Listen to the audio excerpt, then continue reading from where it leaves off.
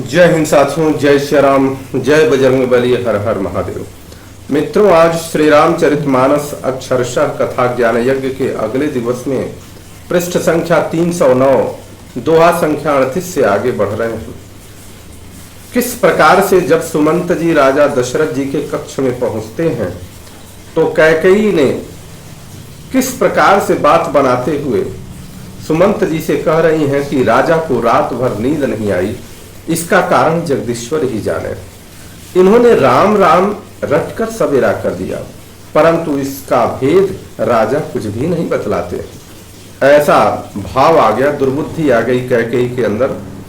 अब उसके बाद देखिए आगे सुमंत जी और राजा दशरथ जी का संवाद होगा। किस प्रकार से गोस्वामी तुलसीदास जी ने इस श्रेष्ठ रचना को रचा है। महादेव की कृपा से आप सभी लोग इसे सुने, अपने श्रेष्ठ जनों को सुनाने का प्रयास करें। श्री रामचरितमानस का अक्षरशः कथा ज्ञान यज्ञ का उद्देश्य है कि रामचरितमानस में जो भी अक्षरशः लिखा हुआ है उसका आम जनमानस में सहजता से पहुंचाया जा सके, लोग सुन सकें। आज आधुनिकतम जमाना है, इस जमाने में लोग इसका लाभ ले सकें। आइए किस प्रकार से गोस्वामी जी लिखते हैं। आनहु राम ही बेगी बोलाई, समाचार तब पूछे हूँ आई। चले सुमंत्रु राय रुख जानी, लखी कुचाली किन्हीं कछुरानी। तुम जल्दी राम को बुला लाओ, तब जाकर समाचार पूछना। राजा का रुख जानकर सुमंत्र जी चले, समझ गए कि रानी ने कुछ कुचाल की है। सोच बिकल मग परही न पाऊं, राम ही बोली कहीं काराऊं। उरधरि धीरजु गयऊं दुआरे, पूछहि सकल देखी मनु मारे। सुमंत्र सोच से व्याकुल है, रास्ते पर पैर नहीं पड़ता। राम जी को बुलाकर राजा क्या कहेंगे। किसी तरह हृदय में धीरज धरकर वे द्वार पर गए। सब लोग उनको मन मारे उदास देख कर पूछने लगे। समाधान करी सो सबही का, गयऊं जहां दिन कर कुल टीका। राम सुमंत ही आवत देखा, आदरु कीन है पिता समलेखा। सब लोगों का समाधान करके सुमंत वहां गए जहां सूर्य कुल के तिलक श्री रामचंद्र जी थे। श्री रामचंद्र जी ने सुमंत को आते देखा तो पिता के समान समझकर उनका आदर किया।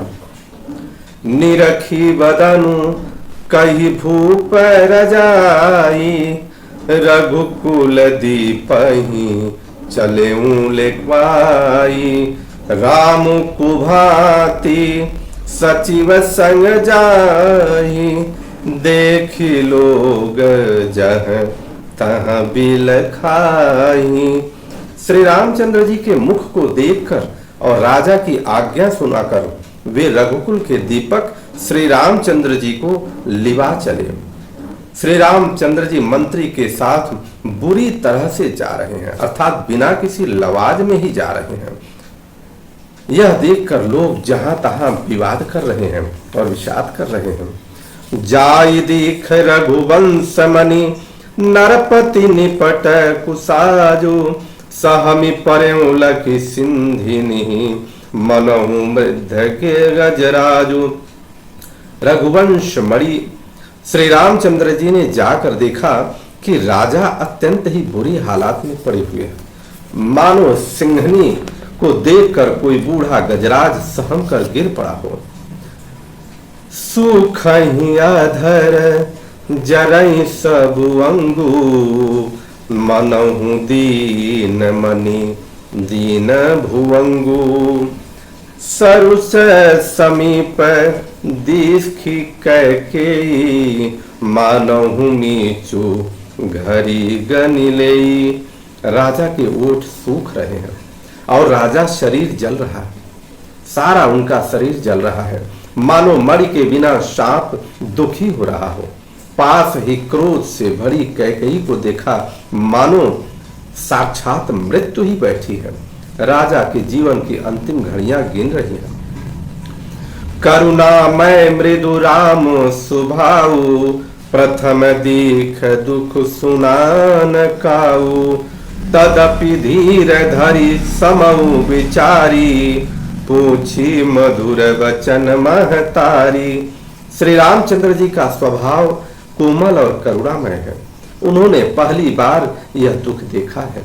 इससे पहले कभी उन्होंने दुख सुना भी नहीं था। तो भी समय का विचार करके हृदय में धीरज धरकर उन्होंने मीठे वचनों से माता कैकेयी से पूछा। प्रभु क्या पूछते हैं?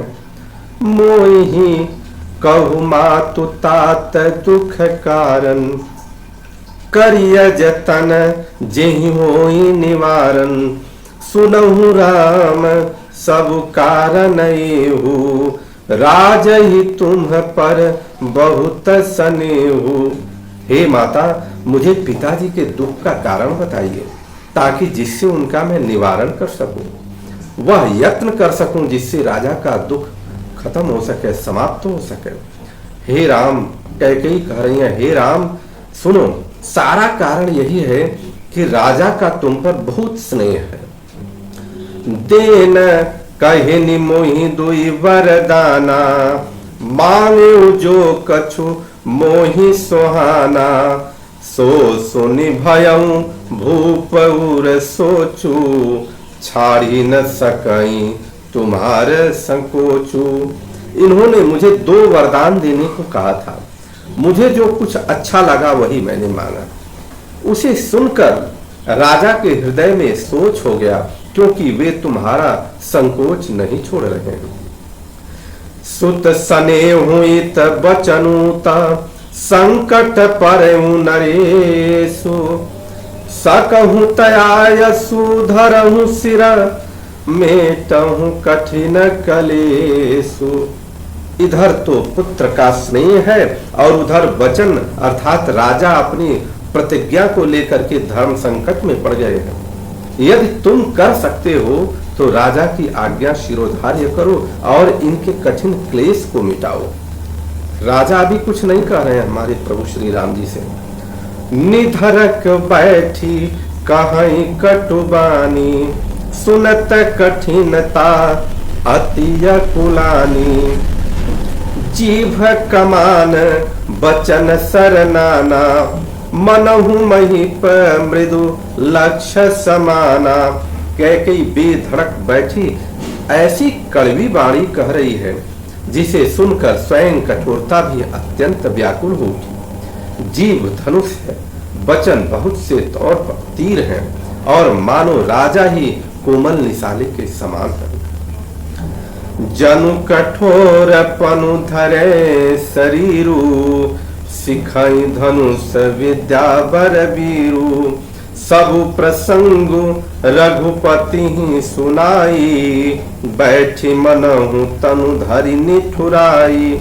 इस सारे साज सामान के साथ मानो स्वयं कठोरपन श्रेष्ठ वीर का शरीर धारण करके धनुष विद्या सीख रहा है।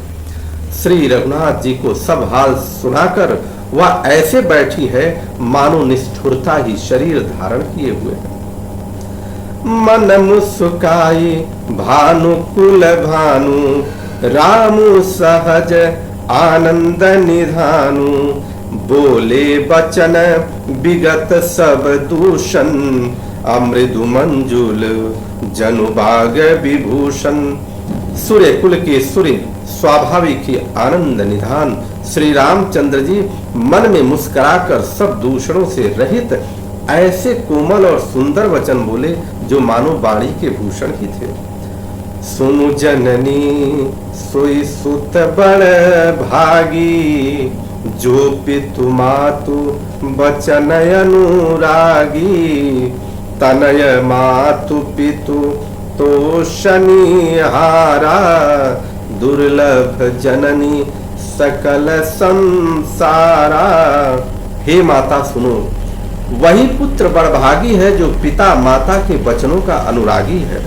माता पिता को संतुष्ट करने वाला पुत्र हे जननी सारे संसार में दुर्लभ है। मुनिगण मिलन विशेष बना सब ही बात हित मोर अति ही मह पितु आयस बहुरी सम्मत जननी तोर।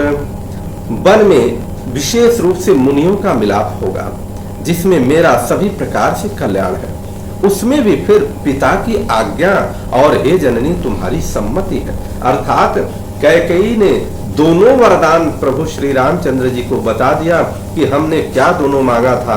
इस श्री रामचरितमानस में यह देखने को मिला है कि राजा ने प्रभु श्री रामचंद्र जी से अपने दोनों वरदान के बारे में कोई आदेश नहीं दिया है।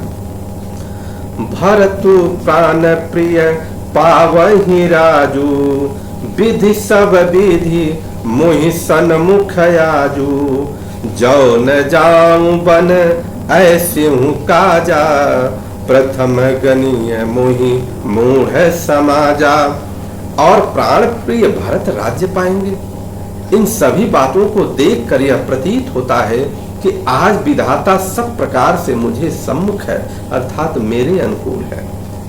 यदि ऐसे काम के लिए भी मैं वन को न जाऊं तो मूर्खों के समाज में सबसे पहले मेरी गिनती करनी चाहिए, ऐसा प्रभु श्री राम कहते हैं। देखिए कितनी सुंदर बात है। किसी भी विकट परिस्थिति को कितनी सहजता से स्वीकार करना और उसका सामना करने का जो संकेत है हमारे प्रभु दे रहे हैं। से वही अरंगो कलपतरु त्यागी परिहर अमृत लेहि बिसुमागी तेउ न पायस समऊ चुकाही देखो बिचारी मातु मन माही। जो कल्प वृक्ष को छोड़कर रेण की सेवा करते हैं और अमृत त्याग कर विष मांग लेते हैं, हे माता तुम मन में विचार करके देखो, वे महामूर्ख भी ऐसा मौका पाकर कभी न चूकेंगे।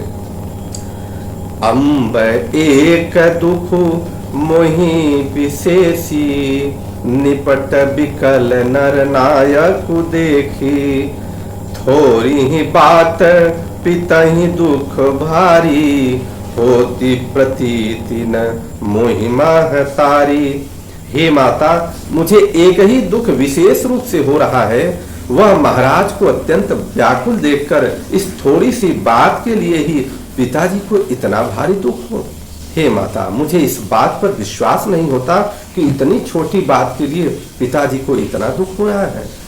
राउ धीर गुण उदधि अगाधु भा मोहिते कछु बड़ अपराधु जाते मोहिना कहत कछु राउ मोरी शपथ तुहि कहु सती भाऊ। क्योंकि महाराज तो बड़े ही धीर और गुणों के अथाह समुद्र हैं, अवश्य ही मुझसे कोई बड़ा अपराध हो गया है जिसके कारण महाराज मुझसे कुछ नहीं कहते। तुम्हें मेरी सौगंध है, हे माता तुम सच सच कहो। सहज सरल रघुबर वचना कुमति कुटिल करि जान चलई जोंक जल वक्र गति यद्यपि सलिलु समान। इस प्रकार से प्रभु श्री रामचंद्र जी कहते हैं। तो रघुकुल में श्रेष्ठ श्री रामचंद्र जी के स्वभाव से ही सीधे वचनों को दुर्बुद्धि कैकेयी टेढ़ा ही करके जान रही है। जैसे यद्यपि जल समान ही होता है परंतु जोंक उसमें टेढ़ी चाल से चलती है, ऐसा कैकेयी का भाव होता है।